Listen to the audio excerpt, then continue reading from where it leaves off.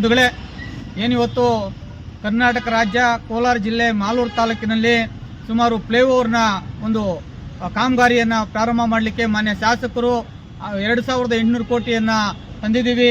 ತಾಲೂಕಿನ ಪಟ್ಟಣದ ಅಭಿವೃದ್ಧಿಗಾಗಿ ಫ್ಲೈಓವರ್ ಕಟ್ಟಡ ಕಾಮಗಾರಿ ಪ್ರಾರಂಭ ಆಗುತ್ತೆ ಅಂತೇಳಿ ಇವತ್ತು ಹೇಳಿಕೆಯನ್ನು ಕೊಟ್ಟಿದ್ದು. ಈ ಹಿಂದೆನೂ ಸಹ ಏನು ಫ್ಲೈಓವರ್ನ ಒಂದು ರಸ್ತೆ ಅಗಲೀಕರಣ ಕಾಮಗಾರಿಗೆ ಸಂಬಂಧಪಟ್ಟಂತೆ ಸರ್ವೆ ಮಾಡಿ ಏನು ಗುರುತನ್ನು ಹಾಕಿದ್ರು. ಆದರೆ ಇವತ್ತು ಯಾವುದೋ ಒಳಗೊಳಗೆ ಒಂದು ಪ್ರಭಾವಿಗಳಿಗೆ ಮಣಿದು ಮೊದಲು ಹಾಕಿರ್ತಕ್ಕಂಥ ಏನು ಬಣ್ಣವನ್ನು ಏನು ಸರ್ವೆ ಮಾಡಿ ಬಣ್ಣ ಬಳಿದಿದ್ರು, ಆ ಬಣ್ಣವನ್ನು ಬಳಿದು ಕೆಲವೊಂದು ಕಟ್ಟಡಗಳನ್ನು ಬಿಟ್ಟು ಇವತ್ತು ಮಾರ್ಕನ್ನು ಮಾಡ್ತಾ ಇದ್ದಾರೆ. ಇದೊಂದು ರೀತಿ ತಾಲೂಕಿನ ಆಡಳಿತಕ್ಕೆ ಮತ್ತು ಮಾಲೂರು ತಾಲೂಕಿನ ಅಭಿವೃದ್ಧಿಗೆ ಕುಂಠಿತ ಆಗುತ್ತೆ.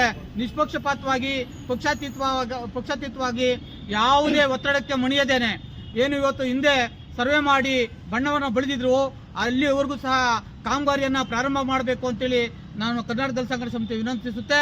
ಅದೇ ಅಲ್ಲದೆ ಕೆಲವು ರಾಜಕಾರಣಿಗಳು ರಸ್ತೆ ರಾಜಕಾಲುವೆ ಮೇಲೆ ಕಟ್ಟಿದ್ದಾರೆ ಮತ್ತು CS ಸೈಟ್ಗಳ ಮೇಲೆ ಕಟ್ಟಿದ್ದಾರೆ.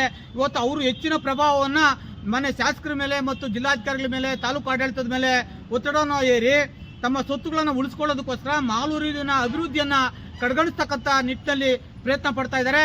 ಈ ಕೂಡಲೇ ಏನು ಹಿಂದೆ ನಡೆದಿರ್ತಕ್ಕಂಥ ಸರ್ವೆ ಏನಿದೆಯೋ ಅದ್ರ ಪ್ರಕಾರನೇ ಸಹ ಎಲ್ಲ ರಸ್ತೆ ಬದಿಯ ಎರಡೂ ಬದಿಯ ಕಟ್ಟಡಗಳನ್ನು ತೆರವುಗೊಳಿಸಿ ಮಾಲೂರಿನ ಅಭಿವೃದ್ಧಿಗಾಗಿ, ಮಾಲೂರಿನ ಸರ್ವಾಂಗೀಣ ಸಾರ್ವಜನಿಕರ ಅಭಿವೃದ್ಧಿಗಾಗಿ ಕಾಮಗಾರಿ ಪ್ರಾರಂಭ ಮಾಡಬೇಕು.